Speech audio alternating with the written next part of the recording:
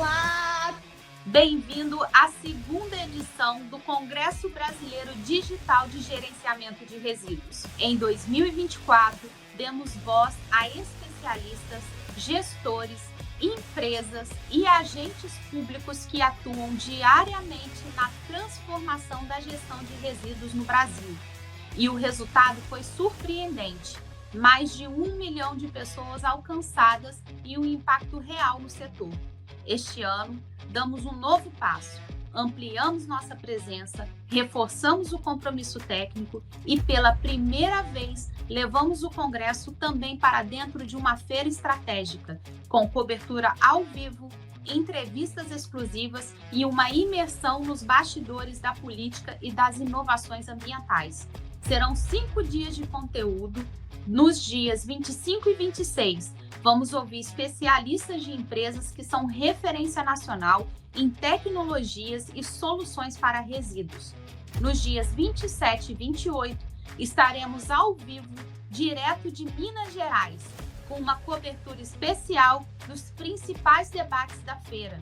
E no dia 29, encerramos com a participação de alunos e professores do MBA em Gestão de Resíduos, mostrando como a formação e a prática caminham juntos nesse setor. Eu sou Jaqueline Gomes, engenheira ambiental e diretora de conteúdo do Portal Sustentabilidade, e terei o prazer de mediar os principais painéis dessa jornada. Prepare-se para 5 dias de conteúdo, provocações e ideias que mostram que sim, é possível transformar a realidade e a gestão de resíduos do Brasil.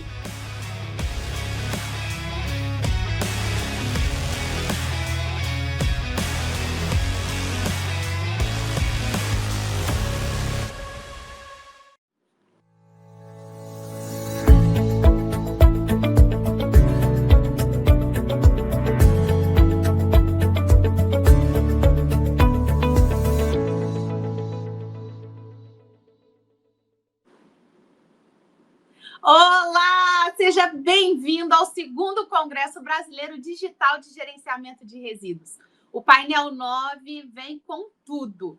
Então, hoje vamos explorar um pouquinho, como que a sustentabilidade corporativa está redesenhando aí as fronteiras do setor de resíduos. Vamos falar sobre dados, sobre clima, inovação e também sobre pessoas, Afinal, são as lideranças preparadas que impulsionam a verdadeira transformação. E aí, para poder a gente começar com tudo, nossa primeira convidada é uma das vozes mais respeitadas quando o assunto é dados e economia circular. Ela conecta tecnologia, inteligência e impacto social em tudo o que faz.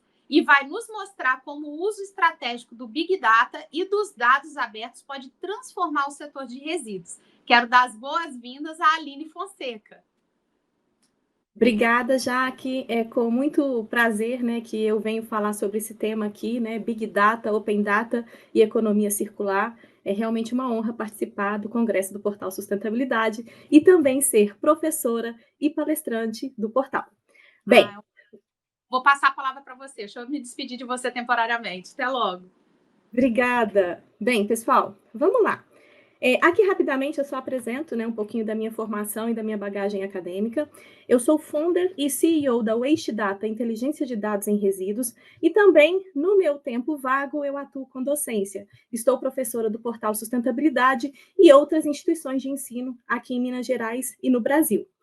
Bem, sou especialista em Big Data para uma economia circular, estou doutoranda em inovação tecnológica pela UFMG, mestre em design, sustentabilidade e inovação pela Escola de Design da UENG, também tenho algumas especializações em gestão de projetos pela GV e também especialista em engenharia e inovação.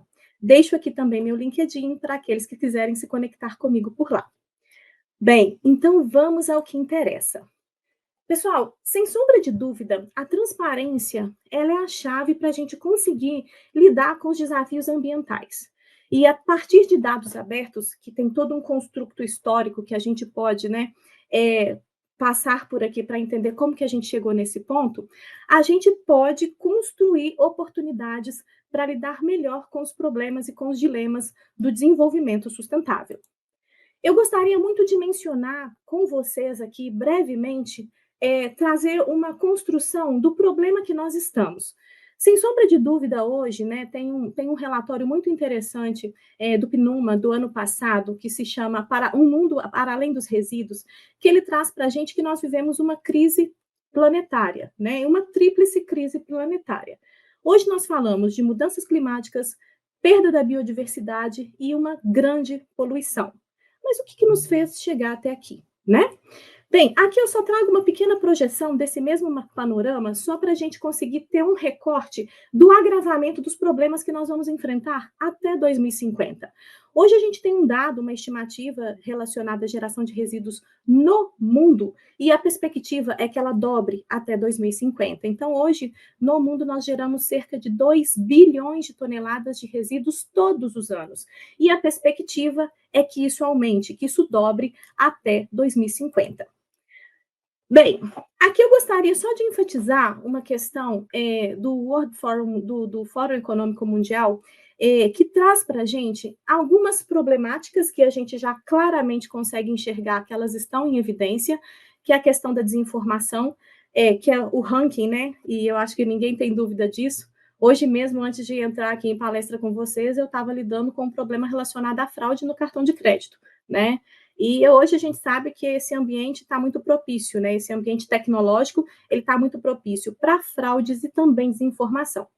Mas o que eu quero conectar isso com economia circular e com dados também? A gente tem aqui um ranking, né, trazido pelo Fórum Econômico Mundial dos problemas que nós, enquanto sociedade, vamos enfrentar nos próximos anos. Nos próximos 2 anos, o topo da lista aí é desinformação e eventos climáticos extremos. Tenho certeza que todos vocês constataram isso nos seus estados, né? Então conseguem observar que a gente tem passado eventos mais severos. Mas a questão é, nos próximos 10 anos, os eventos relacionados ao meio ambiente, eles sobem para o ranking dos 4 primeiros, né? Então, como que a gente pode trazer mais clareza para lidar com os desafios de ordem climática, como que a gente pode tomar melhores decisões frente à realidade que a gente possui. Eu, como pesquisadora nessa área, eu entendo que a partir de dados e a partir da formação de profissionais também, englobando esse aspecto tecnológico, a gente vai conseguir, talvez, contribuir para trazer aí mais luz para esses problemas que a gente enfrenta. Bem, quando a gente fala de economia circular, Big Data e Open Data, é muito importante que a gente entenda o conceito do nosso modelo econômico atual. Qual que é o nosso modelo econômico atual? Nós vivemos num modelo econômico que nós chamamos de modelo econômico linear. É um modelo que ele está em formato de linha, né? Então, a gente vai lá, extrai os recursos da natureza, esses recursos são processados, dão origem a produtos e depois do ato de consumo, eles vão parar nos aterros sanitários, nos aterros controlados ou nos lixões, né? Ou seja, viram resíduos. Existe um dado muito interessante da Abrema, antiga Abrelp, né? Que nos traz que no Brasil, nós geramos cerca de 80 milhões de toneladas de resíduos todos os anos. E a Abrema quantificou para a gente essas 80 milhões de toneladas de resíduos que nós depositamos nos aterros e lixões todos os anos. Elas representam cerca de 120 bilhões em reais em recursos que nós estamos literalmente jogando no lixo. Mas vamos entender um pouquinho melhor dessa problemática.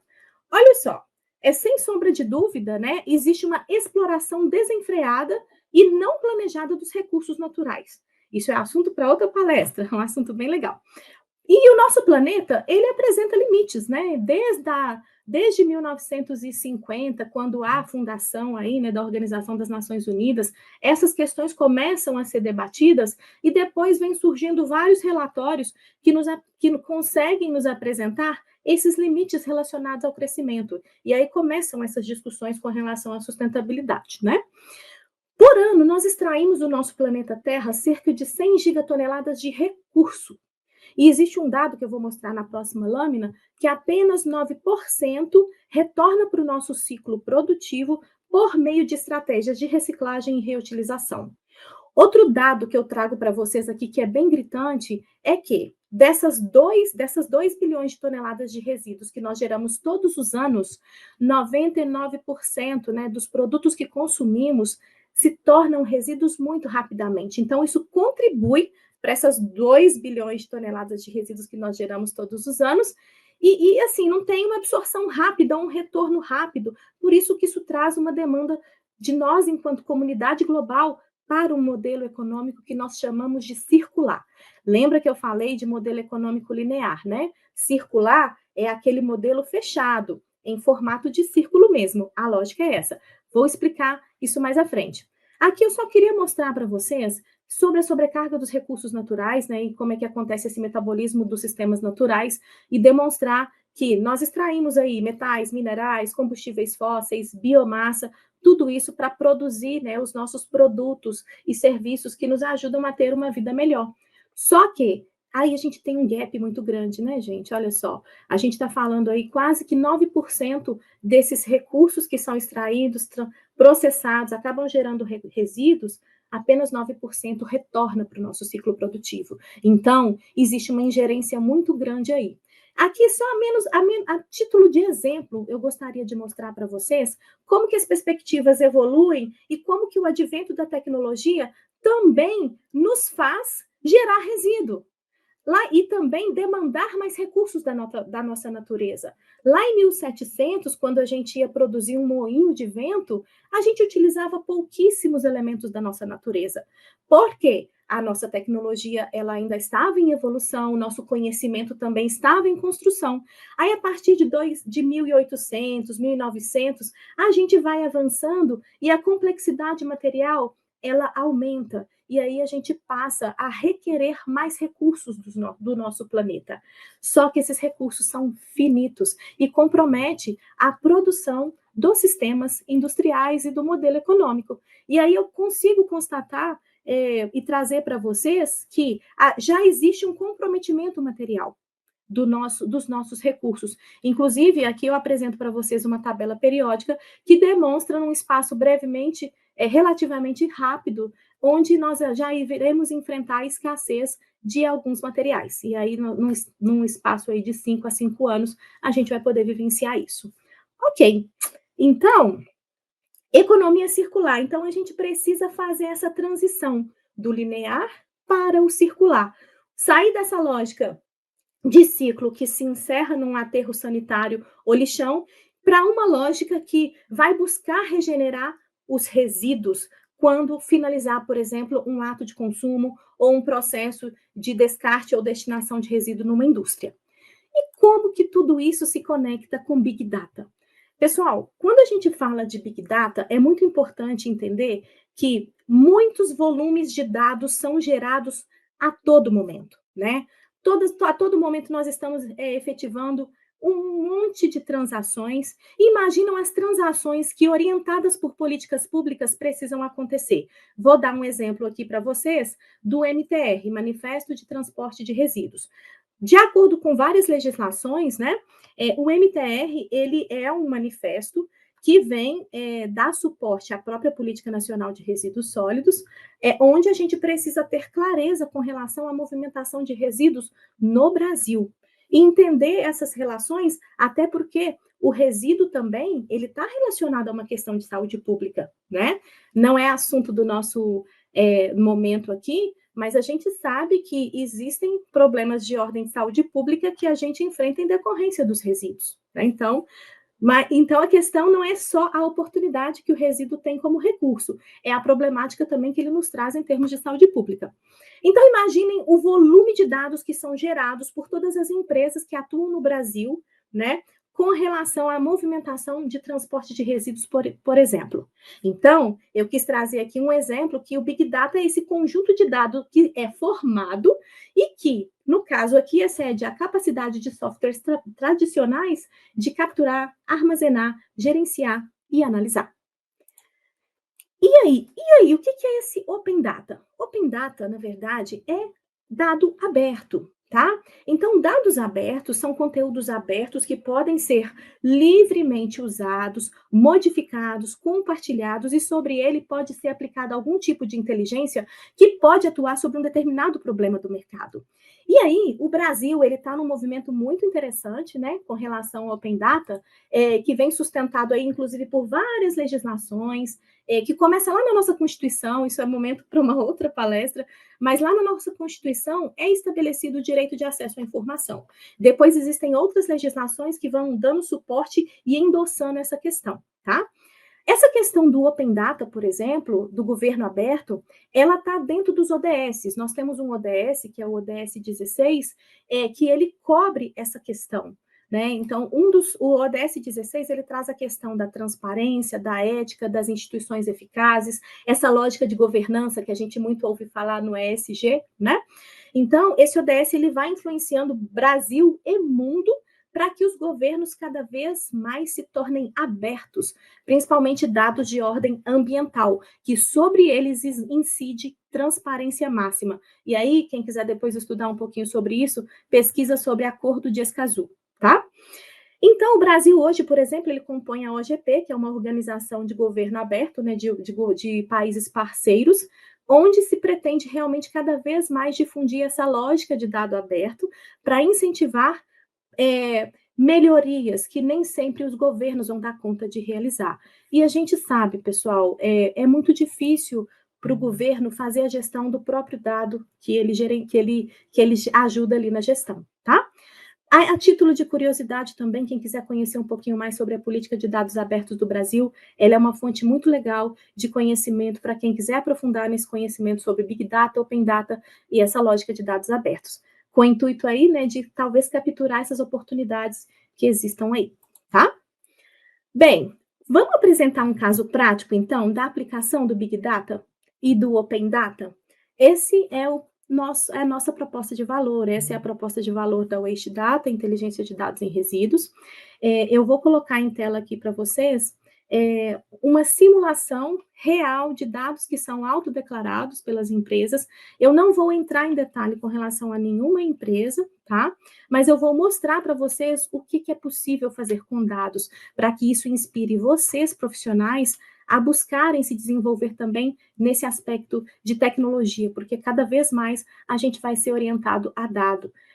Tem uma frase muito interessante que nos diz que dados são um novo petróleo. Pessoal, eu não tenho dúvida nenhuma com relação a isso. E imagina dados para sustentabilidade que estão completamente conectados às nossas dores, né? Vinculadas aí à crise planetária que nós vivemos. Bem, pessoal, então vamos a um exemplo aplicado dessa lógica de Big Data e Open Data e também construindo isso junto com as oportunidades de uma economia circular. Aqui a gente apresenta a movimentação de resíduos do estado de Minas Gerais, tá? Então, esse painel, ele diz respeito apenas à movimentação de resíduos do estado de Minas Gerais. A gente consegue afirmar, e tem um relatório da Secretaria de Meio Ambiente do estado de Minas Gerais, mais precisamente da FEAM, que inclusive bate muito precisamente com o dado que nós vamos apresentar aqui em termos de média anual de volume de geração de resíduos em Minas Gerais, tá? Então, aqui eu tenho um painel de filtros muito amplo, que me permite fazer vários tipos de filtro para a gente conseguir enxergar o mercado de forma ampla ou de forma micro. Por isso que na terminologia de dados, né, a gente fala muito o termo granularidade, tá? Então, aqui eu vou mostrar para vocês detalhadamente, mas de forma um pouco mais breve, os últimos 5 anos. Depois eu vou entrar em alguns detalhes só para vocês observarem o Big Data aqui acontecendo e como isso pode trazer clareza para processos decisórios e também oportunidade para as empresas que trabalham com essa lógica de resíduos, aí às vezes como insumo para a indústria ou como empresa que trabalha com tecnologia de tratamento. Então, olha só, o recorte que a gente tem de Minas Gerais é que nos últimos 5 anos foram movimentados 111.780.000 toneladas de resíduos. Isso nos dá um número de 71 mil geradores, 6.347 destinadores, 33 tecnologias e 845 tipos de resíduos. Então, aqui a gente consegue ver essas evoluções, né? Inclusive, a gente consegue analisar as sazonalidades, isso é importante, porque isso pode trazer algum indicador que pode trazer alguma intervenção estratégica da nossa empresa.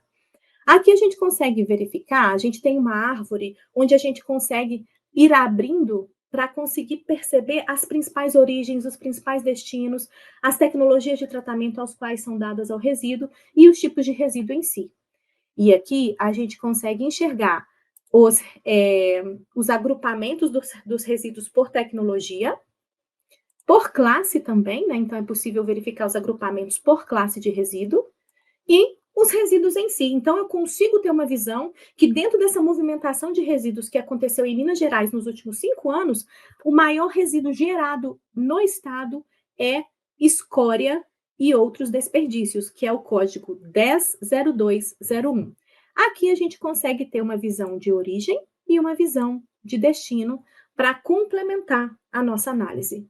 Gente, imagina como isso pode ser útil para que as empresas consigam lidar com a problemática do resíduo. Hoje a gente sabe que prefeituras, às vezes até mesmo as empresas, a gente tem muito pouco embasamento, muito dos dados com relação a resíduos que nós possuímos é muito baseado em estimativa. E se a gente tiver números mais precisos para lidar com as oportunidades de uma economia circular, para trazer apontamentos onde a gente pode observar que a gente ainda precisa transitar para tecnologias de tratamento mais sustentáveis? Aqui a gente tem um indicador. Olha só, a gente tem um indicador que desses últimos anos ainda há uma dependência muito grande de aterro.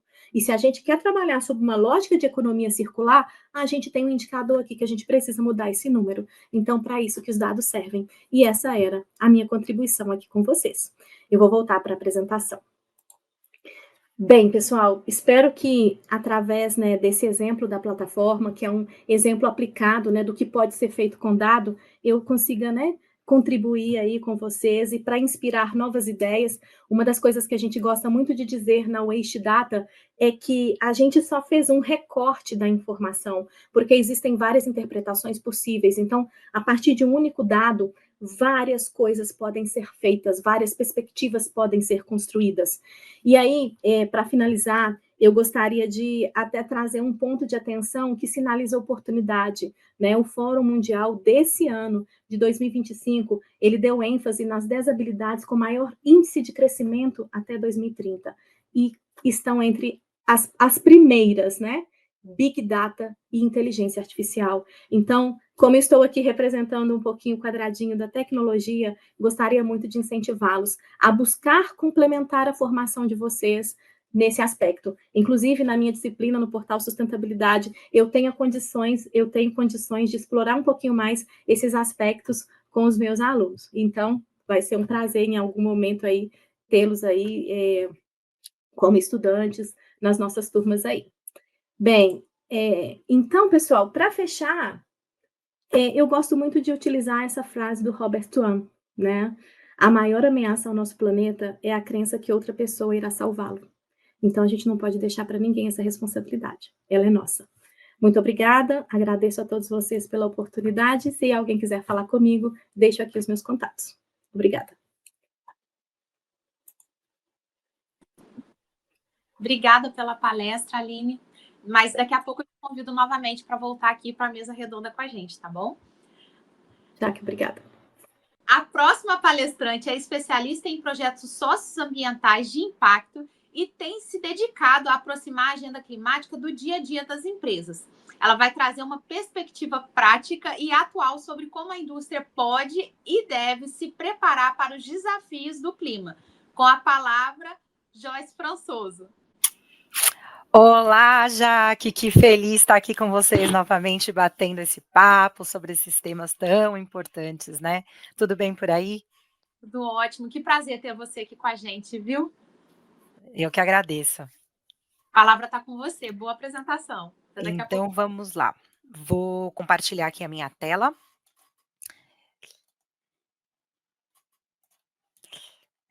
Vou voltar aqui. Então, já que a gente está aqui falando um pouquinho sobre resíduos, né?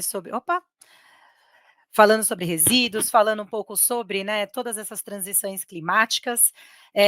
A gente já sabe, através da minha colega Aline, trouxe bastante temas relacionados aos riscos apontados aí pelo World Economic Forum, que também é a minha base para trazer bastante informações aqui para nós hoje, né, para essa discussão.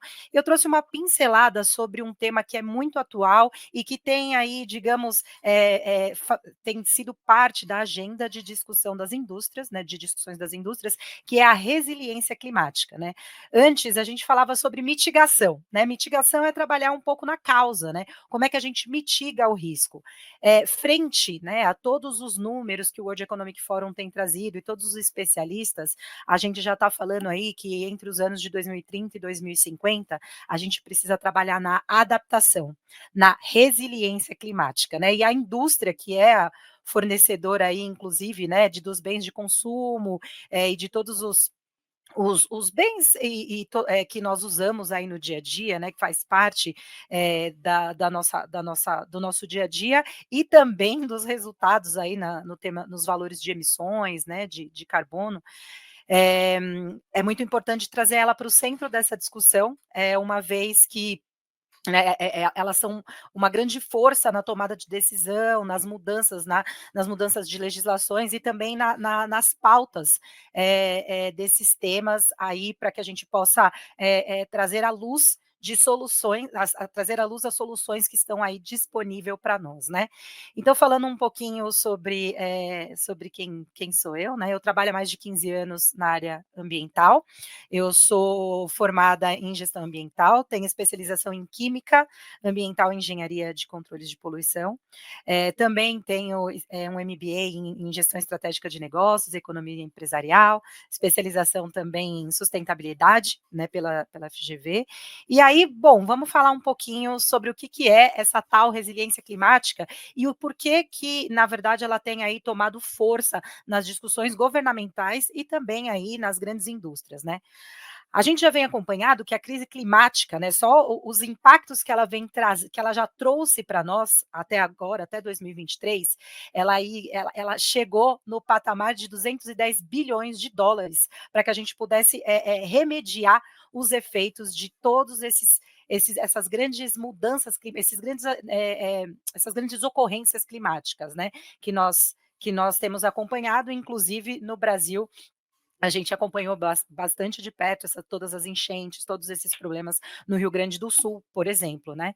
E aí a gente teve aí um déficit, inclusive, de financiamento que pudesse abarcar todas essas grandes impactos ambientais frente a todas essas crises que elas começam aí a dar as caras, mas elas têm realmente um panorama e uma perspectiva de gravidade para os próximos anos, né? Então, as empresas elas estão olhando muito de perto para os riscos associados às suas operações, aos seus ativos, às suas cadeias de suprimento, que vai ser fortemente impactada, né? Com cheia, com seca extrema, enfim, com todos esses temas que a gente já vem olhando muito de perto como risco de negócio, né? Então, a adaptação, né? Das estruturas financeiras das empresas já estão trabalhando e olhando muito de perto como é que eles vão fazer para um cenário de curto prazo para ajustar e se adaptar a todas as mudanças que a gente já, inclusive, não consegue nem mais frear, porque elas estão aí, né? Elas estão já ocorrendo, já na nossa porta, e já tomando lugar na mesa de discussão de comitê executivo, enfim, porque todos esses números grandiosos, né, de gestão desse impacto para dar conta dessa intervenção climática nas operações, ela já tem sido um tema muito estratégico e muito importante na tomada de decisão das grandes empresas, até para elas estarem presentes em algumas localidades ou não, trabalhar com alguns parceiros ou não, né? Então, é bem sensível este tema junto às indústrias, né? Então, sem a gente olhar, né, sem as empresas, eu digo porque nós como colaboradores de grandes indústrias, como os profissionais da área ambiental, né, sem que a gente possa apoiar nesse olhar mais estratégico, sobre a ótica de sustentabilidade, né, as empresas elas podem ter aí interrupções sistêmicas, né, na sua capacidade de operar diante de riscos que estão cada vez mais intensos, cada vez mais previsíveis e cada vez mais tangíveis, né, porque hoje a gente já consegue definir, quantificar, materializar exatamente os riscos associados a todos esses temas climáticos que a gente tem trazido, uma vez que, né, a gente está falando aí de matéria-prima, como eu falei, cadeia de suprimento, enfim, uma série de temas que são disponibilidade de água, que é matéria-prima para muitas operações industriais, né? Então esse tema ele tem realmente assustado os profissionais de gestão de risco quando eles começam a colocar na ponta do lápis o que poderia ser uma interrupção, por exemplo, na sua cadeia de fornecedor, né? De fornecimento, desculpa. E aí, o World Economic Forum, né, ele traz aí sete principais riscos, né, que é calor extremo, que principalmente para o agronegócio isso é muito impactante, né, o Brasil é um grande exportador aí do agro, né, então isso impactaria muito, por exemplo, nos nossos negócios, né. Incêndios florestais, a gente tem acompanhado muito de perto, né, a perda de biodiversidade, e a perda de biodiversidade ela vai impactar também em diversas cadeias, tanto do agro quanto farmacêutica. A gente tem realmente um problema sério em muitas indústrias importantes mundialmente falando, né?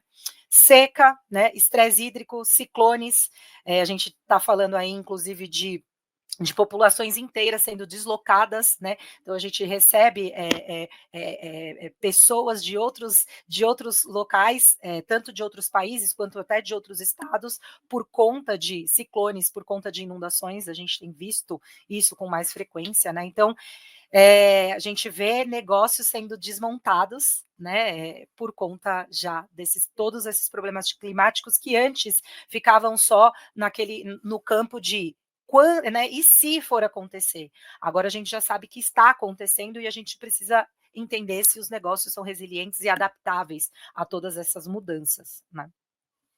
E aí, todas essas grandes mudanças que a gente vem desenhando, né, nas grandes transições climáticas e que a gente vem desenhando no sentido de risco, né, a gente consegue estar acompanhando as grandes problemáticas ambientais e sociais que possam impactar nos nossos negócios, elas têm 3 dimensões, né? Local, né? Como aquela questão de pressão sobre lucro, como é que isso impacta ali localmente a empresa. Ela também tem crises regionais, ela tem crise global, quando a gente fala de instabilidade de mercado financeiro, quando a gente fala de alta de volatilidade de mercado, né? Quando a gente fala de preço de ação impactado por um negócio que foi seriamente impactado por algum evento extremo climático. Então, é uma reação em cadeia e que, portanto, as empresas precisam se resguardar e se adaptar, né? E, claro, isso sobre a ótica econômica, né? Mas a ótica social e ambiental também tem apresentado a sua materialidade dentro da gestão de risco, no que tange, como eu falei, escassez de recursos naturais, né, declínio da força de trabalho, né, uma vez que se você não, a gente vai falar um pouquinho de social mais para frente, mas uma vez que você não olha ali para o seu entorno, para a sua força de trabalho, você tem aí um colapso social que pode impactar no seu negócio, né? A questão da insegurança alimentar, por exemplo, uma vez que, dependendo do local que você está, se o agronegócio, por exemplo, é altamente impactado, preço aí de alimentação, ele pode ser altamente impactado e, portanto, a gente pode ter um colapso social frente a essas mudanças, né, frente a esses problemas socialmente acarretados por crises climáticas, né? Doenças aí que a gente sabe que tem com mudança de uso de solo, né, vetores, enfim, a gente já viu isso muito de perto, né, até a parte de insegurança cibernética, como a nossa colega trouxe, né, está associado aí ao risco social e ela pode realmente impactar os negócios aí a curto prazo, né. E aí, esses riscos, eles estão associados a diversos temas dentro da indústria, né, então, precificação de carbono, né, que a gente já sabe que a gente tem políticas, tanto agora aqui no país, sendo, né, aprovadas, enfim, com os decretos para saírem e sendo discutidas como pauta importante, não só local, mas como também de exportação de produtos, né, mudança no comportamento do consumidor, né, aumento de custo de energia, que é um tema muito também discutido, né, porque a gente, por exemplo, aqui no Brasil, a gente tem uma matriz muito mais limpa do que outros países, mas é uma matriz que está totalmente vulnerável à questão da vulnerabilidade do estresse hídrico, né? Então, a gente já sabe que o tema de disponibilidade energética para os próximos anos, por exemplo, vai ser muito discutido no Brasil, principalmente, e aí a necessidade da gente trabalhar com biomassas, bioenergias, outro tipo de combustível que possa assegurar a segurança energética das indústrias, né? Então, as empresas que não trouxerem para sua pauta estratégica, né, elas vão estar muito expostas a riscos financeiros, e a sustentabilidade, ela deixa de ser um diferencial já há muito tempo, né? E ela se torna aí um tema de sobrevivência, né? Os temas sociais e ambientais, eles ocupam espaço na agenda de risco, na agenda estratégica das empresas e, portanto, ela fala de perenidade nos negócios, né? E aí, quando a gente olha, né, sobre a ótica de resiliência climática, né, quando a gente olha para o mercado corporativo, para o mundo corporativo como um todo, a gente tem aí alguns riscos mensuráveis, né, em 4 eixos maiores, né? São os riscos operacionais, que, como a gente falou, que são interrupções na cadeia, né, de suprimento, indisponibilidade de matéria-prima num país, né, não, né, na verdade, num modelo de negócio, né, de economia linear, fortemente dependente de matéria-prima natural, né, de recurso natural, sem a gente ainda olhar estrategicamente para a economia circular. Esse é um tema de indisponibilidade de matéria-prima, é um tema muito discutido, né, porque a nosso modus operandi hoje, nossa indústria, ela ainda é fortemente dependente de recursos naturais, né, falhas logísticas por uma série de temas associados a eventos, né, a enchentes, ao tema de combustível, tem uma série de temas associados ao tema logístico também, né? A parte aí de riscos financeiros, então, perda de valor de ativos, né? Multas, custos com adaptação e compliance regulatório, né? Então, o próprio sistema financeiro, a gente vai falar de teste de estresse climático, né? O próprio sistema financeiro já tem olhado para o tema para esse tema de resiliência climática como um item importante até para a liberação de recurso financeiro, né? Para liberação de verba, né? Para investimentos, enfim. Então, eles já colocam isso também como uma análise de risco do próprio sistema financeiro, para que as empresas possam ter um valor de capital mais interessante frente à sua gestão, gestão de resiliência climática, gestão de riscos socioambientais, né? A parte de reputação, a gente já sabe, né, que então pressão de stakeholders, investidores e consumidores que têm aí sinalizado seu interesse por práticas e produtos mais sustentáveis, né? E estratégicos, né? A perda de competitividade diante de concorrentes que já incorporaram a economia de baixo carbono e também diante aí de concorrentes que já estão internalizando esses riscos e fazendo as adaptações necessárias nas suas estratégias para que eles possam estar aí ainda seguro frente a essas frente à concorrência que é já tão agressiva para a indústria, né? Mas se eles não internalizarem esses temas e trabalharem a gestão material de temas socioambientais, realmente há risco aí de competitividade no final do dia, né? O tema de integração social, né, a gente, inclusive, no MBA de sustentabilidade corporativa, a gente vai falar muito sobre projeto. Eu estou trabalhando com um time de professores aí, né, no tema social estratégico, né? Então, a integração social, a licença social para operar, trabalhar com o entorno te traz muitas vantagens estratégicas, né? Uma vez que você considerar o local que você está, considerar trabalhar estrategicamente com todo o seu, com toda ali a demanda que você tem da região, olhar para a demanda da região que você está alocado, né? Ou não só da região do entorno, né, ali de Porta, mas da região geográfica mesmo que você tem os seus negócios, que você faz, as regiões com as quais você faz negócios, né? Ela é muito importante para que você possa ter vantagem social competitiva, né? Uma vez que quando você está integrando esses temas, né, sociais na sua agenda, o risco de você sofrer uma represária, ou você não considerar temas que são importantes para o seu consumidor, temas que estão diretamente ligados à sua licença, tanto licença legal como licença social, que você simplesmente não observa, né? Quando você não olha e não tem a gestão sobre o tema social, a sua competitividade ela também está diretamente vulnerável a todos esses agentes externos e que fazem parte ali do ambiente que você interage, que você dialoga, né? E quando a gente fala de resiliência climática, né, se você opera numa região que tem comunidades mais vulneráveis, que tem comunidades ali que são altamente dependentes dos recursos naturais, dos quais você também precisa, né, para que você consiga operar, trabalhar de maneira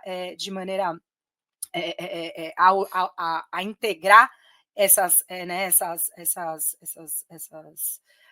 comunidades e esses atores, esses agentes como vozes que você precisa escutar para que tenha uma gestão estratégica significativa, né, te faz a inobservância desses temas, né, te faz ficar muito exposto a, inclusive, deixar de ter atividade descontinuada, né?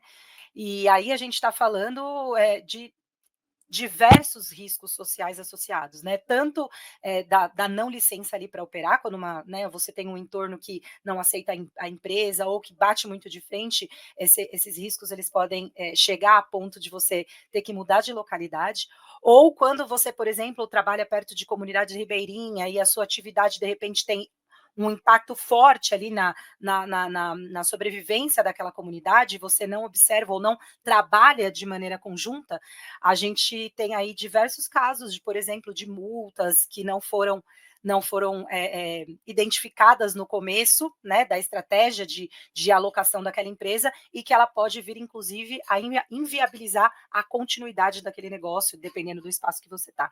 Então, trabalhar com o tema da integração social, né, ouvir, cocriar, investir em soluções para gerar emprego, para que você possa trabalhar, né, naqueles ecossistemas que estão próximos a você, que faz parte ali da sua região, também te faz ficar um pouco mais resiliente a todos os temas tanto estratégico como de resiliência climática, uma vez que o tema social está totalmente impactado aí pelas ações severas das mudanças climáticas, né? E ajustar modelos de negócio ao território é chave, né, para que você tenha legitimidade tanto do seu consumidor, quanto do seu entorno, quanto de valor de marca, como posicionamento de mercado mesmo, né?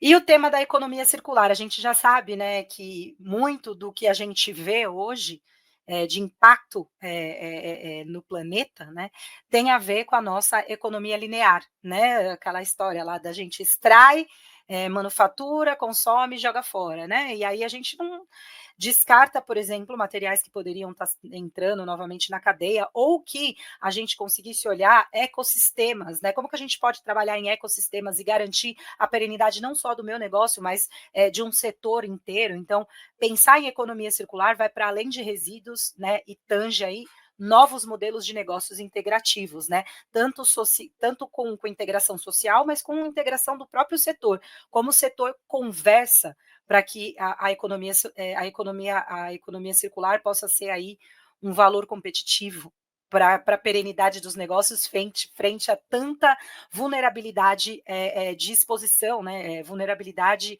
de exposição aos riscos climáticos. Então, principalmente no que tange matéria-prima, né, é muito importante que a pauta da circularidade ela esteja aí dentro das empresas, uma vez que a gente já está sinalizando que matéria-prima vai ser um recurso escasso nos próximos anos, né. Então, segundo aí as publicações recentes, né, de gestão global aí de resíduos, a produção de resíduos municipal, né, eles devem aí ter um crescimento muito significativo até 2050, né, os custos eles podem subir, o custo com essa gestão pode subir também significativamente, nos próximos anos, né, porém, se a gente conseguir internalizar a circularidade, ela poderia não só conter essa escalada, como também gerar um lucro líquido anual de até 108 bilhões de dólares ao invés de prejuízo, né?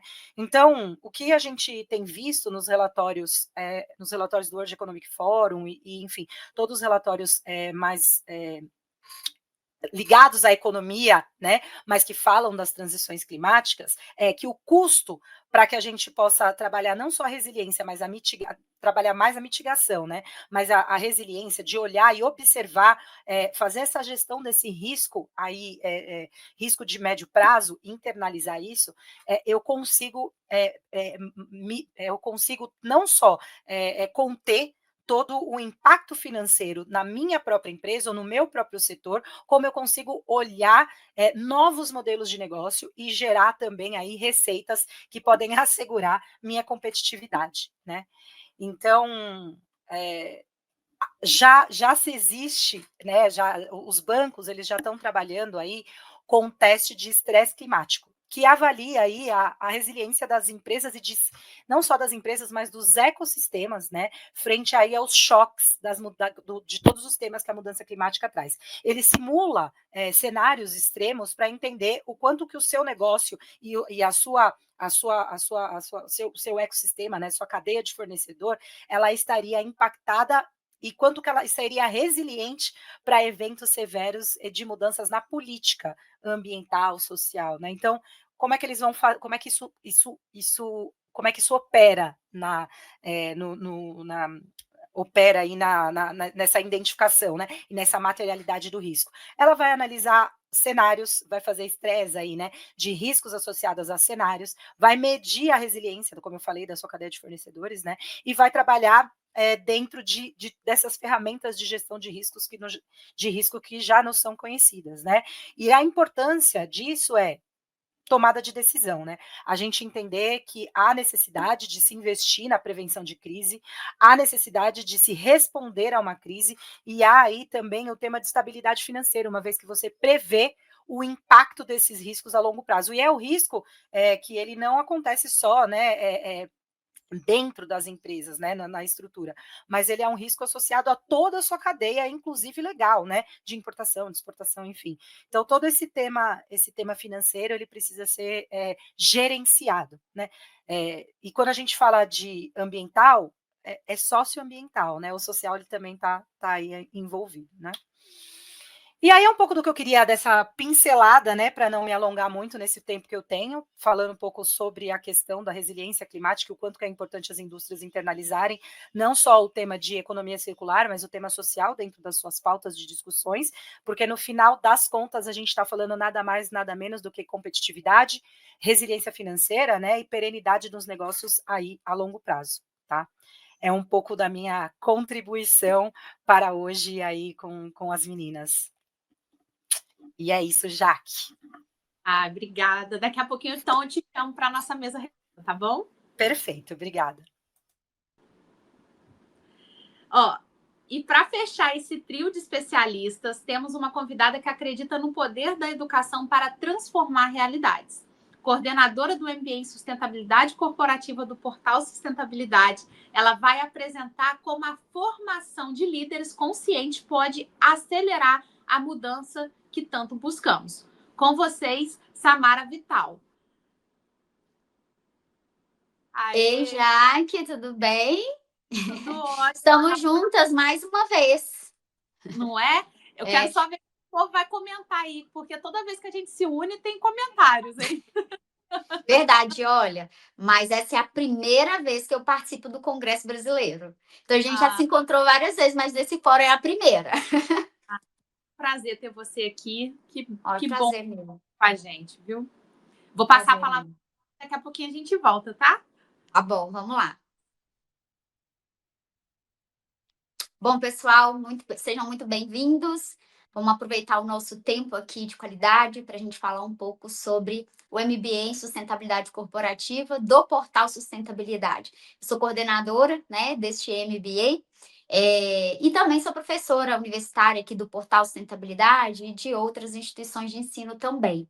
Então, me apresentando um pouquinho, já deixei aí na página os meus contatos, tanto do Instagram quanto do LinkedIn, caso vocês queiram juntos comigo fortalecer, né, a nossa rede de contatos. Eu sou mestre em sustentabilidade e tecnologias ambientais, minha primeira formação é engenharia ambiental, depois eu fiz pós em engenharia de segurança, docência acadêmica, e há mais de 15 anos eu atuo com sustentabilidade e gestão de resíduos, né? Então, estamos aqui num Congresso Brasileiro de Resíduos, é de onde eu venho, né? Trabalhei muitos anos, continuo trabalhando, né, com resíduo, é uma paixão, assim, imensurável, né? Então, prazer estar aqui com vocês. Vamos lá.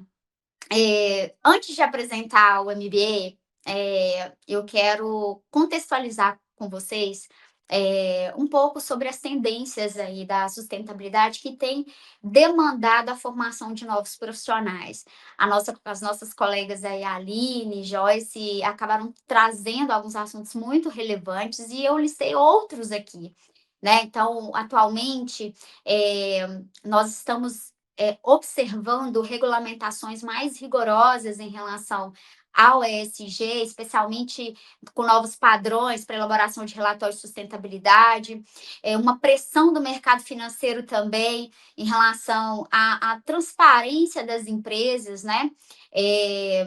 Nós estamos vendo também uma aceleração de transição para a economia de baixo carbono, né? Metas de descarbonização, energia renovável, a necessidade de gestão de crise, gestão de risco, como a nossa colega Joyce falou, né? A necessidade de digitalização da sustentabilidade por meio de Big Data, de inteligência artificial, como foi muito bem falado aqui. São demandas, gente, são tendências, é o que está acontecendo hoje, trouxe só algumas, né? Mas tem muito mais. Está acontecendo hoje que tem exigido, né, que nós, profissionais, busquemos mais qualificação e as empresas estão demandando por profissionais preparados para assumir liderança dessas organizações, né? E aí eu gostaria de perguntar para você, né? Quanto que você está preparado para essas mudanças, né? Será que você tem hoje as habilidades necessárias para enfrentar essas mudanças? Né? Se tiver uma vaga disponível hoje no mercado, você está preparado para competir na área de sustentabilidade? Você já começou esse caminho formativo? Então, eu vou aproveitar esse momento aqui para te dar algumas dicas e te ajudar nesse caminho, tá? Então, a primeira dica que eu dou aqui hoje é apresentar para vocês, né, quais são as áreas mais valorizadas dentro da sustentabilidade corporativa. Muitas pessoas me perguntam assim, gente, mas sustentabilidade é um mundo, eu vou trabalhar com o quê? Realmente, tem muita oportunidade. Então, eu listei aqui algumas áreas em que aonde a gente vê mais oportunidade para que a gente consiga nos inserir nesse mercado, tá? Então, nós temos as grandes empresas, que geralmente têm estruturas de sustentabilidade, ou ESG corporativa, às vezes liderando uma equipe que fica numa metrópole, numa central, liderando os processos que acontecem em outras unidades do grupo. E aí, os cargos mais comuns aí são de gerente, de diretor, né, de coordenação. Então, é uma oportunidade. A gente vê também muitos profissionais sendo demandados para a área de governança e compliance, né? E aí, nessa área, entra muita questão de gestão de riscos, que a Joyce comentou agora, né? Necessidade de auditores específicos nessa área, né? Formação de auditores, analistas de compliance. O mercado também tem demandado profissionais para atuar na cadeia de suprimentos, tá? Então, compradores, pessoal que da administração, são muito demandados também na área de sustentabilidade. Eu gosto de falar isso, gente, porque quando muitas vezes eu falo sobre oportunidade na área de sustentabilidade, e as pessoas, acho que como eu venho também na área de resíduo, muita gente acha que é só na parte de gestão ambiental, gestão de resíduos, mas não é. Existem oportunidades na sustentabilidade corporativa em várias temáticas e várias áreas, né? Óbvio que a gestão ambiental também requer muitos profissionais, né? Então, aí, nesse caso, geralmente as vagas são para cargos de especialista, de analista ambiental, consultor ambiental, né? Fazer a gestão dos resíduos, né? E de outras temáticas aí que incluem a gestão ambiental, tá? Mas não é somente. Trouxe mais 4 aqui para mostrar para vocês, ó. Pessoal da área de comunicação e marketing. Gente, tem gente fazendo MBA de sustentabilidade formada em jornalismo, formada em marketing, comunicação. Faz total sentido. É uma área que também demanda de muitos profissionais, tá? Relações públicas também, tá? Finanças, né? O pessoal que gosta aí dessa área, tem conhecimento nessa área, né? Pessoal formado em economia. Então, a gente precisa de profissionais nessa área e o mercado tem buscado profissionais com essas qualificações, né? Responsabilidade social, óbvio, e direitos humanos, né? Então, o mercado precisa de coordenadores de responsabilidade social, especialistas em diversidade e inclusão, consultores de direitos humanos corporativos.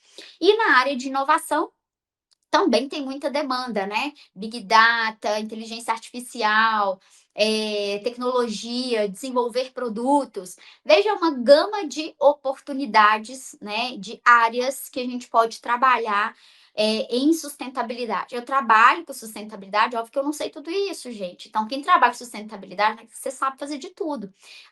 Muitas vezes, a gente se especializa em um desses eixos, né? E aí a gente vai atuar em um deles aí no mercado de trabalho. E aí, como que você vai saber em qual deles você vai se encaixar, né? Então, existe, assim, acho que um caminho, né? Um caminho, assim, passos que você pode dar para você se enxergar nesse mercado de sustentabilidade corporativa, se é que você não está nele ainda, tá? Então, tem muitas pessoas buscando transição de carreira, outros já estão na área, mas ainda num cargo mais operacional, querendo assumir um cargo mais estratégico. Então, eu trouxe aqui 3 passos, eu acho que eles são, assim, importantes. Se você seguir esses 3 passos, você vai saber, né? Pelo menos ter uma ideia de onde você pode se posicionar. Talvez você não esteja preparado neste momento, mas você já sabe quais caminhos precisa percorrer, tá? Então, a primeira coisa é fazer uma autoavaliação, mapear as suas habilidades, né? Então, quando eu vejo lá oportunidade na área de finanças, gente, Samara não entende nada de finanças, não. Isso não é uma habilidade minha, natural minha. Então, se eu quiser me envolver com isso, eu vou ter que percorrer um longo caminho. Mas eu gosto muito de gente, gosto de projetos sociais, né? Estudo um pouco sobre direitos humanos. Então, é uma área que já vamos dizer, eu já tenho habilidades naturais, né? Então, para eu desenvolver competências, habilidades adicionais, é mais fácil para mim. Então, é importante que vocês também se reconheçam, né? E para isso a gente tem que fazer uma autoavaliação. Então, a dica é listar suas competências, tanto as técnicas quanto as comportamentais. O que você conhece? Você conhece de mudança climática? Você conhece de gestão de projetos? Você conhece de resíduo? Você conhece de Big Data, análise de dados? Não sei. Marketing, comunicação? Não sei. Né? Lixa as suas competências, né? Técnicas. E as comportamentais também. Por exemplo, você é um bom negociador? Né? Sabe liderar pessoas? Ou precisa desenvolver um pouco mais dessa habilidade? Não sei. Então, a gente tem que fazer esse trabalho, né? Na sustentabilidade, nós precisamos muito engajar pessoas, né? Então, é uma habilidade necessária, né? Você tem essa habilidade já? Então, quando eu falo de mapear habilidades que são transferíveis, são aquelas que você carrega com você, consigo, com E você consegue aplicá-las em qualquer ambiente, né? O que você está hoje, o que você quer, ou o que você vai trabalhar no futuro, tá? Então, comece por isso. Próximo passo é buscar a qualificação e o aprendizado contínuo. Então, reconhecendo aí quais são as suas habilidades, você vai buscar agora, né, desenvolver novas habilidades, ou até mesmo potencializar algumas que ainda estão no nível básico, né? Então, para isso, você, sim, você pode, né, buscar fazer cursos rápidos, participar de congressos como esse, né? Se você está aqui, você já está no caminho. Então, buscar outros cursos, né, nessa temática ou na temática que você tem interesse, que você já tem alguma habilidade, alguma competência, mas você precisa fortalecer esse conhecimento. Você pode também entender um pouco mais sobre processos de certificação, né? Especialmente para quem quer desenvolver aí a área de auditorias, tá? Muito interessante. E além de cursos rápidos, óbvio, recomendo que vocês façam, né, para atuar na área de sustentabilidade corporativa, uma pós-graduação. Isso é um requisito básico, tá? Então, nós vamos falar da pós mais à frente. E o próximo item, o item 3, é fazer um estudo de mercado em relação às funções alvo, né? Aquelas funções que você tem interesse de competir no mercado, tá? E aí você já sabendo as suas habilidades, buscando desenvolvê-las, é muito importante que você busque em plataformas especializadas, tem, por exemplo, o LinkedIn, o vagas.com, tem várias ferramentas aí que você pode buscar. Por exemplo, eu gostaria muito de trabalhar na área socioambiental, né? Você pode pesquisar quais são as vagas que estão disponíveis hoje e quais são os requisitos dessa vaga. O que se está buscando desse profissional? Quais são as qualificações mínimas? Será que está buscando que esse profissional tenha um curso sobre Objetivos de Desenvolvimento Sustentável? Será que esse profissional tem que ter? Quais habilidades que esse profissional tem que ter? Então, você consegue identificar, né, quais são as exigências a partir das próprias publicações de vaga, tá? E isso ajuda muito para que você crie aí uma trajetória de preparação para poder competir a essas vagas, ok? Pode passar? E aí, como que a gente vai buscar essas oportunidades, né? Nessas plataformas, você pode usar palavras-chave como sustentabilidade, ESG, impacto socioambiental, analista, ou gerente, coordenador, não sei que posição que você está, né? Então, você busca, comente os posts, né? Compartilhe os cursos que você faz. Está aqui no congresso, faz um print, posta na rede social, marca o portal Sustentabilidade, marca pessoas que estão no mercado e que pode ver que você está buscando essa qualificação, você tem se qualificado e elas vão lembrar de você. Isso é o network, né? Então, o network é importantíssimo, né? A participação de eventos, de fóruns, de congressos, vocês vão acabar conhecendo pessoas, né? E aí é importante que vocês se façam vistos nesse caminho formativo, viu? E aí, vamos lá, falando um pouco do MBA, é o caminho 2 aí do processo formativo. Primeiro, é necessário ter uma graduação, tá bom? E aí as pessoas me perguntam, né? Às vezes entram em contato comigo pelo LinkedIn, pelo Instagram, sabe que eu sou coordenadora do MBA aqui no portal e me perguntam, Samara, mas qual o curso de graduação que é necessário para que eu possa fazer a pós-graduação em sustentabilidade corporativa?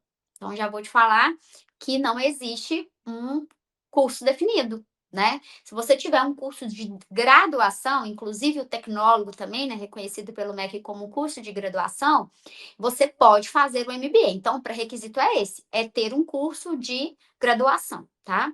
Então, se você está aqui no congresso participando, quer trabalhar com sustentabilidade corporativa e está ainda em nível técnico, tá? Nível de formação técnica, nível de formação média, você está no início da carreira, vai chegar lá, mas tem que fazer uma graduação primeiro, tá?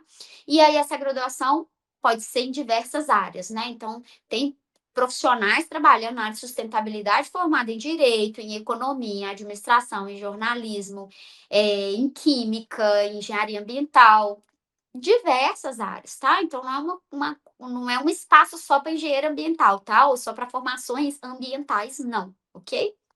Diversas áreas. E aí, gente, tendo a pós-graduação, depois você vai buscar outros cursos complementares, tá?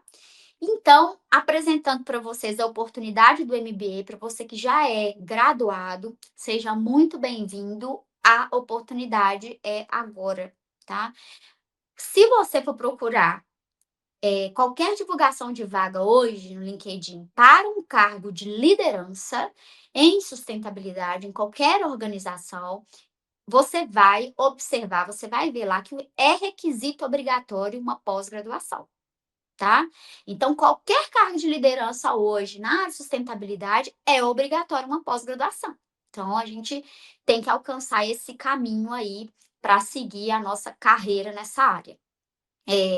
E aí, o portal Sustentabilidade tem uma excelente oportunidade para nós todos, né? Que é proporcionar essa formação para vocês através de um curso que é online, tá? Acontece uma vez por semana, à noite. A gente estruturou esse curso justamente sabendo que os profissionais que fazem o MBA já estão no mercado de trabalho, então trabalham durante o dia, e nós nos encontramos à noite, uma vez por semana, em aulas ao vivo, tá? Porém, todas as aulas, elas são gravadas. Então, se acontecer de um dia você estar numa viagem, não pôde participar da aula, né? Aconteceu algum evento, alguma questão, inclusive pessoal, não é um problema, tá? As aulas ficam gravadas e você pode assistir posteriormente, mas tem os encontros ao vivo, que é excelente, porque aí nos encontros ao vivo, você vai estruturar o seu network, né? Não só com os professores, que são profissionais atuantes no mercado, líderes no mercado, que estão hoje em grandes organizações, mas também com os colegas de trabalho, tá? Que são profissionais do Brasil todo, que estão vivendo realidades diferentes. Alguns já estão na área, outros estão buscando entrar na área, então é uma oportunidade de network incrível. E é um curso rápido, gente, são 9 meses para que você possa estar pronto para competir essas vagas de liderança no mercado de sustentabilidade, tá? É um curso também reconhecido pelo MEC, e as inscrições estão abertas. Então, eu deixei o link aí para vocês fazerem a inscrição direto no site do Portal Sustentabilidade. Você consegue fazer a inscrição para entrar na nossa turma.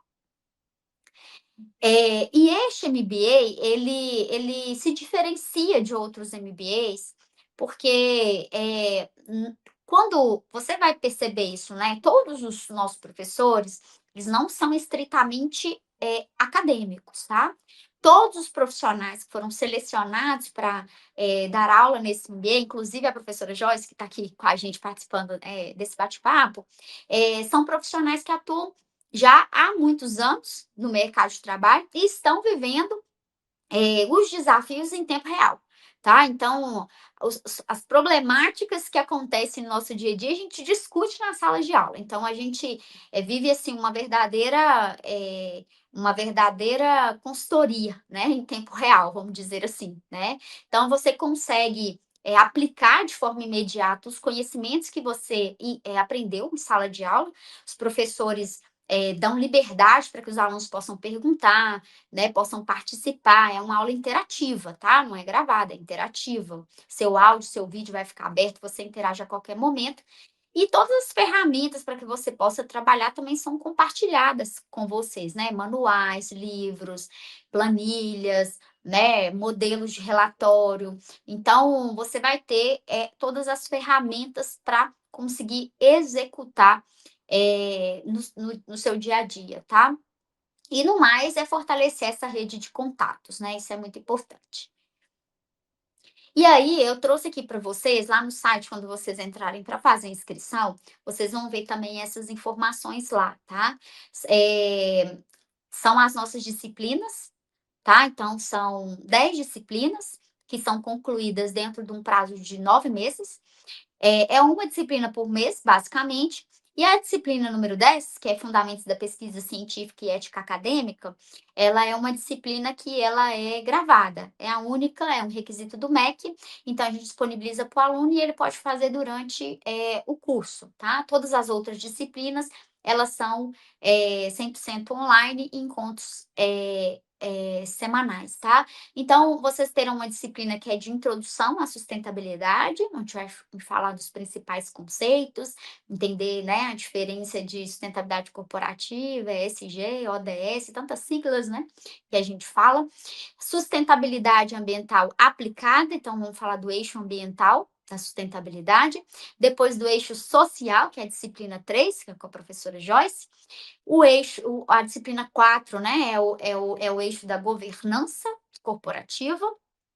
Tem uma disciplina sobre certificações corporativas, né? Então, todas as ISOs, pactos globais e outros certificados que são relevantes. Disciplina 6 é sobre transparência e relatórios de sustentabilidade, né? Como que o mercado divulga, dá transparência às ações de sustentabilidade. Vamos aprender sobre crédito de carbono e investimentos sustentáveis. Aqui nessa disciplina entra um pouco sobre finanças, né? Comunicação e marketing sustentável, muito importante, e uma disciplina para formação de líderes, né, para a sustentabilidade, que é uma habilidade estritamente necessária para quem quer trabalhar com sustentabilidade corporativa, que é liderar não só pessoas, mas também liderar processos. Então, esse mix de disciplinas foi pensado para capacitar você para o que o mercado tem exigido hoje. E aqui eu gostaria de mostrar para vocês só um minuto aqui.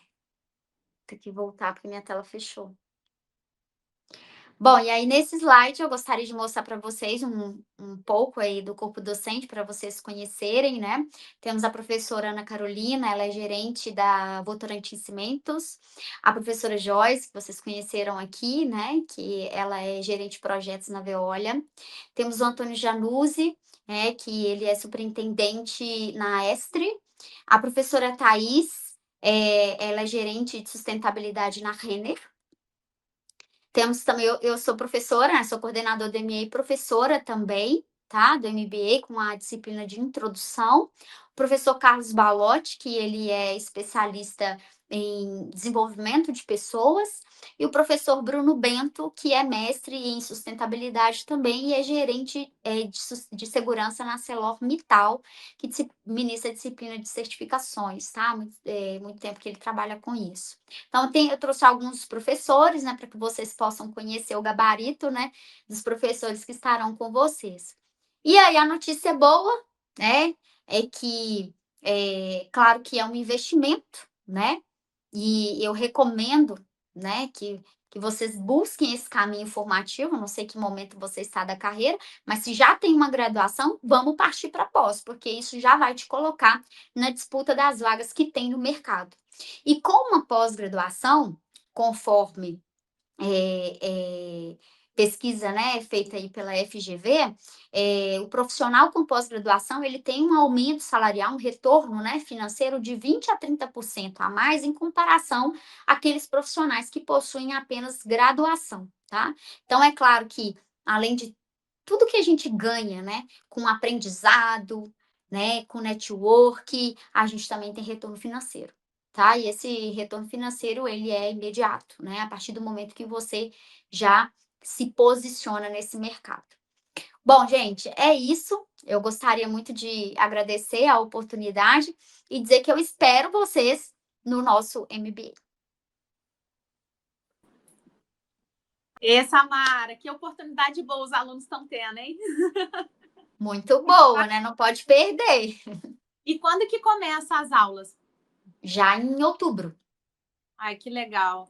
Eu vi que você, na apresentação, compartilhou o site do próprio MBA, para quem quiser fazer a matrícula, mas eu vou convidar quem tiver interesse e estiver nos assistindo aqui, eu vou pedir para deixar a equipe deixar abaixo aqui do vídeo, tá? Para quem tiver interesse, o link da pré-inscrição, que aí quem tiver interesse em saber mais informações, conhecer melhor as opções de pagamento, né? Porque a gente faz opções diferentes, então, para tentar encaixar na realidade de cada pessoa.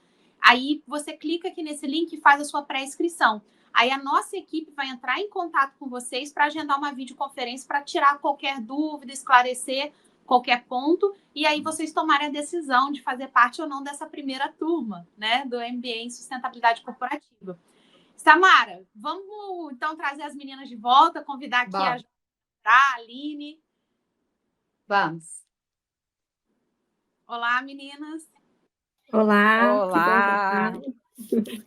Ó, eu separei algumas perguntas aqui, e aí eu vou começar então, agora que a gente já teve aqui, né, a visão de dados com a Aline, clima e formação de líderes também com a Joyce e com a Samara. Eu quero aproveitar a presença de vocês três, né, que são profissionais incríveis, para um bate-papo mesmo direto do cenário atual e futuro da sustentabilidade do Brasil.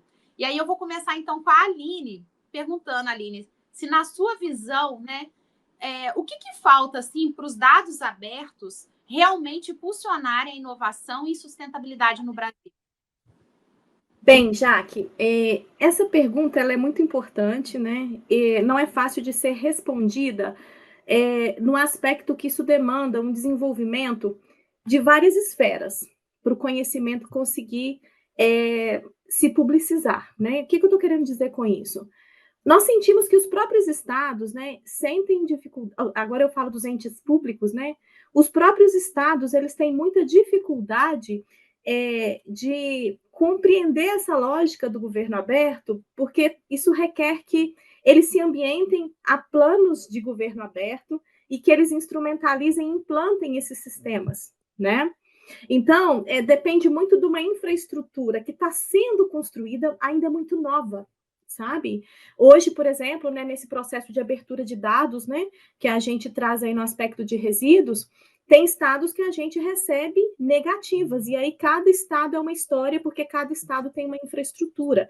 Então, existem essas barreiras que a gente enfrenta no poder público, até por causa dessa dificuldade do próprio ente governamental se estruturar nesse aspecto de liberação. Isso é uma barreira. Outro aspecto que a gente sente como importante complementar a essa questão governamental é o desenvolvimento de competências críticas. Nós temos um gap no mercado, né? Então nós precisamos desenvolver profissionais com habilidades para interpretar, para analisar dados, profissionais também que consigam, né, pegar esse grande volume de dados e converter isso em informações, em novas perspectivas, né? Então, existem muitas coisas aí que a gente vai precisar trabalhar para conseguir deixar cada vez mais explícito, né, as oportunidades relacionadas a dados, né? E a formação ela é totalmente determinante para que isso aconteça. Obrigada. Joyce, agora com você, tá bom? Você acredita que o setor produtivo brasileiro, né, está preparado para os riscos climáticos que já estão assim batendo a porta? Onde ainda estamos, né, falhando, né? Eu acho que o perfil do brasileiro é trabalhar em curto prazo, né? Assim, num resultado muito imediatista e negligenciar os riscos até de médio prazo. A gente nem está falando de longo prazo, né? Então, qual é o retorno? Por que a gente vai gastar isso agora? Mas quanto que isso vai trazer de impacto no meu DRE? Né? Eles não gerenciam riscos a médio prazo, não trabalham com esse planejamento, né? Então, isso é um desafio grande, eu acho, né? E eu acho que é muito o papel do profissional de sustentabilidade ter essa visão a longo prazo, a médio e longo prazo, né? Dos riscos associados a diversas atividades e riscos em diversos temas, né? Porque o tema de sustentabilidade ele é um grande guarda-chuva, né? Como a Samara trouxe. É muita informação lá, e o ideal é que o profissional saiba minimamente identificar qual é o impacto, como eu falei, né? A médio e a longo, não tão longo prazo assim. Mas respondendo a sua pergunta, eu acho que não estamos preparados exatamente pelo perfil da alta direção hoje, atualmente, aí na maioria das empresas, claro, não são todas, mas que acompanham as grandes empresas, os tomadores de decisões, eles estão olhando sempre a curto prazo. temos aí a demanda, né, real de profissionais qualificados nesse mercado, gente. Está aí uma grande oportunidade. E assim, falando agora para as três, né? A sustentabilidade hoje né, muitas vezes ela é vista assim como custo. Infelizmente, essa ainda é uma visão de todo mundo, né? Assim, da maioria das pessoas. O que as empresas ainda não entenderam sobre o potencial de retorno, né? Seja financeiro, seja reputacional ou estratégico, na visão de vocês? Quer começar, Aline? A gente vai. Bem, vamos lá. Essa sua pergunta me remete muito a uma matéria da Forbes, que inclusive eu trabalho com os alunos na disciplina de economia circular, que fala das barreiras para a gente implementar uma economia circular. E tem muito a ver com esse resultado de curto prazo que a Joyce acabou de falar, né? Quando a gente fala, por exemplo, de economia circular, a gente precisa ter em mente que são projetos que às vezes vão trazer resultados no longo prazo. Não são projetos com resultados imediatos, né? E a cultura é algo que é totalmente determinante e necessário para ser trabalhada para a gente conseguir, né, sanar essas lacunas. Então, assim, eu vejo como muito complexo. Muito complexo se a gente não conseguir trabalhar nossas lideranças para essa perspectiva, para compreender essa mentalidade, né? E com esse pensamento de longo prazo. Penso mais ou menos assim.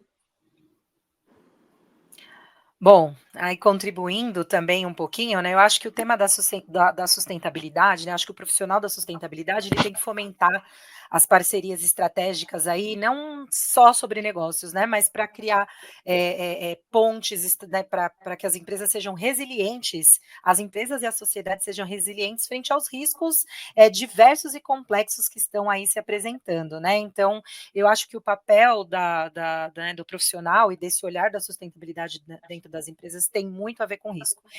E eu acho que ele é exatamente imprescindível para a perenidade de negócios e para materializar os temas que são estratégicos, né? Porque eu acho que um desafio muito grande também, e eu acho que o MBA vai até colocar a importância no tema estratégico, porque quando o profissional de sustentabilidade ele entra dentro da empresa, ele quer fazer tudo, né? Ele quer resolver resíduo, energia, ele quer fazer tudo. E é preciso identificar temas materiais, aqueles que estão diretamente ligados ao escopo da empresa, né? Porque daí é como se ele endossasse o quão importantes são os temas gerenciados pelo profissional de sustentabilidade. Então, é super estratégico, é super importante. Eu acho que é uma tendência, como a Samara trouxe, realmente a gente ter essas vozes nas tomadas de decisões aí das grandes empresas. Bom, já que tem ainda muita empresa que continua olhando a sustentabilidade como custo, tá? Mas hoje a gente vê isso mais em pequenas e médias empresas. As empresas maiores, elas, por uma questão de posicionamento, né? Ela já entendeu. Muitas vezes ela não consegue, às vezes, mensurar, né? Qual que é o ganho? A Joyce trouxe dados, né?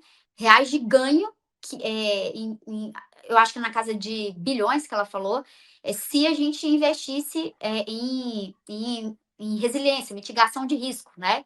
E não só no enfrentamento, né? Depois que a crise acontece. Então, assim, tem ferramentas hoje, dá para se fazer essa conta, né? Quanto que custa a sustentabilidade? Hoje não é, a gente consegue comprovar que não é um custo, é um ganho. Mas eu queria fazer um comentário em relação, você falou até, acho que você perguntou assim, em relação a alguns eixos, né? Financeiro, reputação. Eu queria falar um pouco sobre reputação, porque a reputação é um grande ativo hoje das organizações, né? E que tem valor, né? As marcas têm valor, tá? Isso é mensurável. Tá? As marcas têm valor. E hoje, os consumidores, eles buscam se conectar com marcas que geram valor para ele, né? Marcas realmente sustentáveis. E isso hoje acontece muito publicamente através das redes sociais, né? Então, esse relacionamento, muitas vezes, ele cria até defensores de marca, né? Quando o consumidor ele acredita na marca. Do contrário, pode acontecer de uma empresa perder o negócio, perder o valor da marca, ter que fechar o negócio por conta de uma imagem fragilizada, né? Então, a reputação hoje, eu acho que ela é um grande ativo e é algo que as empresas têm que colocar na conta, né? Dá para contabilizar isso, né? O quanto investimento em sustentabilidade ela pode valorizar uma marca e perenizar esse negócio. Ou do contrário, né? Derrubar, fechar as portas. Isso é real hoje. Ô, Jaque, eu queria até complementar, porque é muito legal essa proposta de roda, porque uma ideia puxa a outra e vai trazendo novas reflexões, né?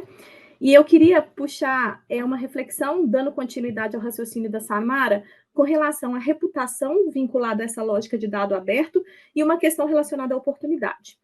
Nessa questão de reputação, com o advento dos dados abertos, fica cada vez mais evidente como que a gente pode, a própria sociedade civil, ela pode fiscalizar as empresas. Inclusive, na própria 12305, que é a Política Nacional de Resíduos Sólidos, a gente tem, se eu não me engano, no artigo 13, algo que menciona a ampla publicização dos planos de gerenciamento de resíduos. E por que isso é importante? Porque é o controle social, né? Então, à medida que você tem um governo aberto começando a se estruturar, isso é um desafio para as organizações, porque hoje, a partir de dado aberto, a gente consegue demonstrar o que as empresas estão gerando, quais tecnologias de tratamento elas estão dando para os seus resíduos e se elas ainda estão presas a metodologias de tratamento que a gente pode considerar como metodologias lineares.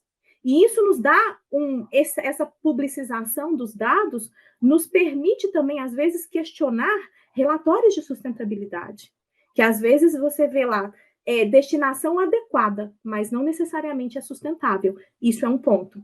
Outro ponto é que eu gostaria de citar que esse ano aconteceu no Brasil o Fórum Mundial de Economia Circular. Foi em maio agora, é um evento muito recente, muito importante nesse contexto da economia circular, e um dado que ele trouxe para a gente, que vai muito em encontro ao dado que eu trouxe com relação a essa questão de quantos por cento da nossa economia é circular, agora eu esqueci o nome da instituição que trouxe esse retorno, né? Mas depois eu posso procurar. Acho que é Psychoeconomy, não, Report Psychoeconomy, não estou me lembrando. Mas o que ele trouxe para a gente enquanto dado? Que hoje 7% da nossa economia é circular. E, na verdade, aconteceu um retrocesso, porque em 2018, essa mesma empresa ela desenvolveu um relatório mostrando o quanto da nossa economia é circular. E aí, a gente estava nos números de 9%, os nossos números caíram.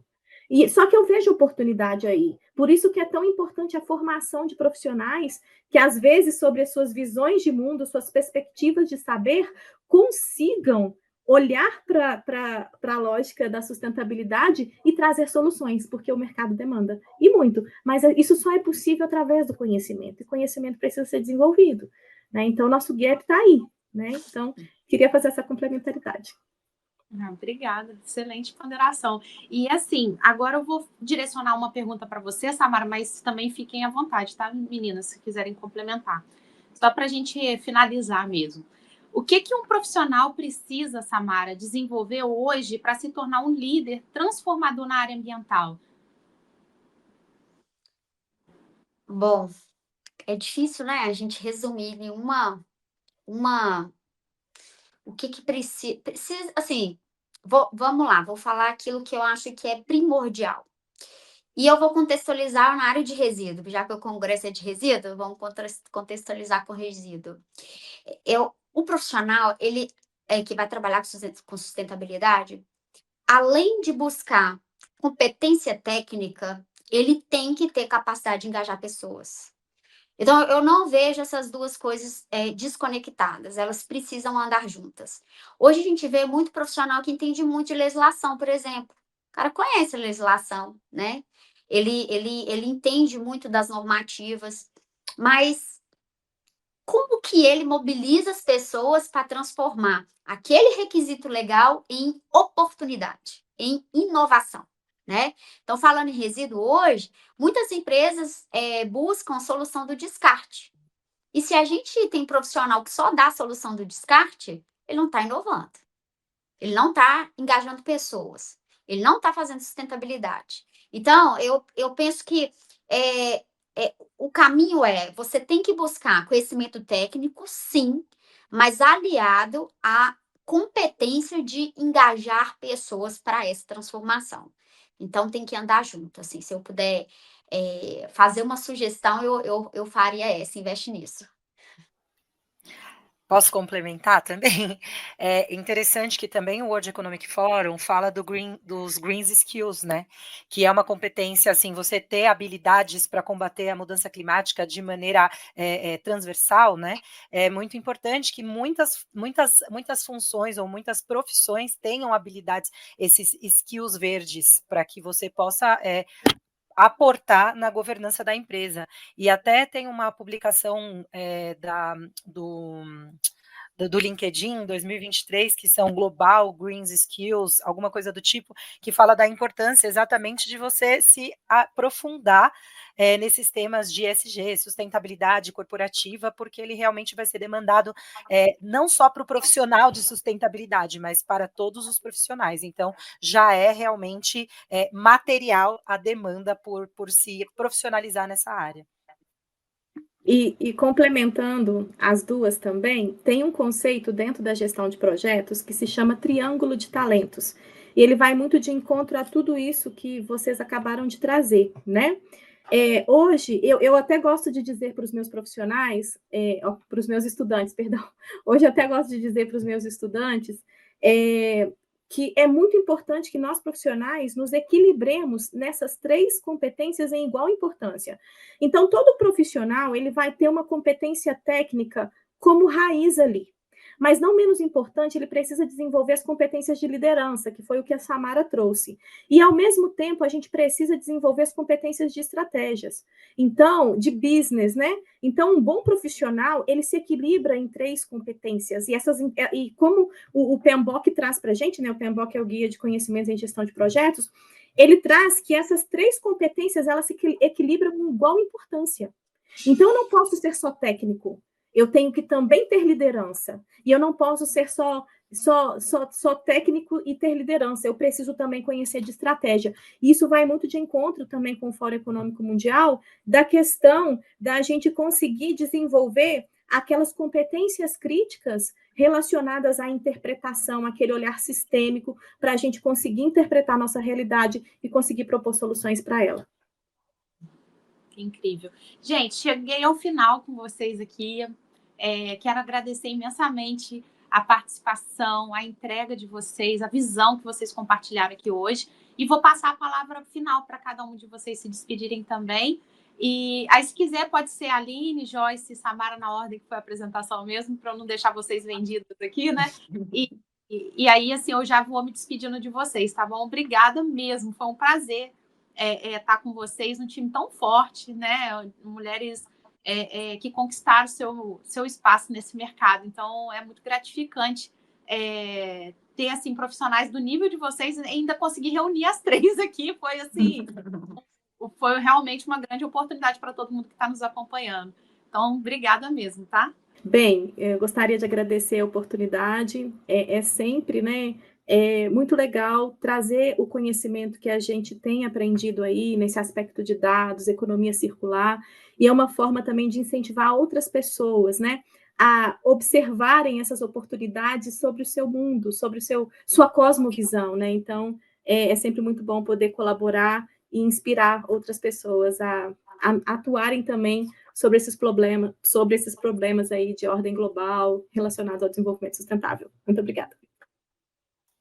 Bom, eu também super agradeço. Eu fico particularmente feliz quando eu divido a mesa de discussão, enfim, com mulheres, né? Não que não seja prazeroso com os homens que eu admiro tanto nessa área também, tem grandes nomes, mas eu fico muito feliz de dividir a mesa com mulheres poderosas também, né? E eu acho que se tem uma característica de todas as pessoas que se ligam nesse tema é que são pessoas apaixonadas, né? Então, para além da competência técnica e, enfim, de gestão, você vê sempre um brilhinho nos olhos das pessoas que falam com sustentabilidade. Eu acho que isso é grandioso, poder compartilhar esse brilho nos olhos com outras pessoas também. Então, agradeço aí compartilhar o brilho nos olhos com vocês também, e eu espero ver muitos rostinhos também no nosso MBA aí de sustentabilidade corporativa. Tá, enfim, para a gente tratar desses e outros assuntos aí no dia a dia de ordem da sustentabilidade. Então, muito obrigada pelo convite. Eu também queria agradecer o convite e aproveitando o ensejo, tem muitas pessoas apaixonadas, com brilho nos olhos, mas buscando ajuda, né? Ajuda para se posicionar, para se colocar. Então, eu quero me colocar à disposição de vocês, naquilo que eu puder contribuir, né? O MBA é uma excelente opção, é algo que eu vou estar com vocês durante os 9 meses e depois para sempre, né? Porque eu não consigo eu não consigo me desconectar. Mas mesmo aqueles que no momento não é o momento do MBA, às vezes, né, nem concluiu a graduação ainda, ou está em outros caminhos, eu me coloco à disposição para poder ajudá-los eu não vou falar chegar onde eu cheguei, né, mas ultrapassar isso, né, chegar mais longe, né, porque é isso que a gente sonha, né, desenvolver pessoas que vão além do que aquilo que a gente conseguiu. Então, é isso, muito obrigada e conte sempre comigo. Então, obrigada, meninas. Gente, esse painel mostrou que a sustentabilidade corporativa vai muito além, né, de discurso. É sobre estratégia, sobre dados, resiliência e principalmente pessoas preparadas. Se você quer aprofundar esse debate e fazer parte dessa nova geração de líderes, te convido a conhecer aí o MBA em Sustentabilidade Corporativa, e a transformação ela começa de uma escolha. Então, não perca tempo, tá bom? Tome a sua decisão e vai firme nela. Eu vou ver vocês no próximo painel, mas termino aqui com a frase que o MBA de Sustentabilidade Corporativa ele veio, né, para transformar carreiras, para transformar empresas. Então, vem com a gente nessa jornada, tá bom? Até o próximo painel.